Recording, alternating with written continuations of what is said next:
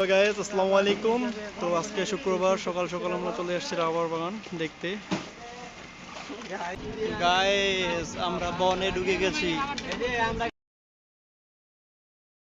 আপনারা দেখতে পাচ্ছেন এই মুহূর্তে এই যে গাছ, এই গাছ থেকে যে রসটি পড়তেছে, এই গাছের নিচে একটি বাটি দেওয়া থাকবে এবং এই রসটা সেই বাটিতে সংরক্ষণ করা হবে এবং সেই বাটি থেকে রসগুলো একটি জারে ঢালা হবে এবং সেই জারগুলা ওজন করে করে বন বিভাগের গাড়ির মাধ্যমে ফ্যাক্টরি নিয়ে আসা হবে এবং সেই রসগুলা প্রসেসিংয়ের মাধ্যমে বড় বড় বিভিন্ন পাত্রে রাখা হবে এবং সেই রাবার প্রসেসিং হচ্ছে এবং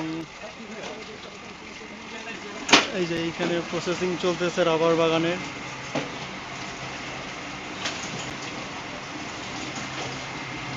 রাবারগুলোকে কেটে সাইজ অনুযায়ী এখানে কাটা হচ্ছে। এখানে কাটিং চলতেছে, কাটিং।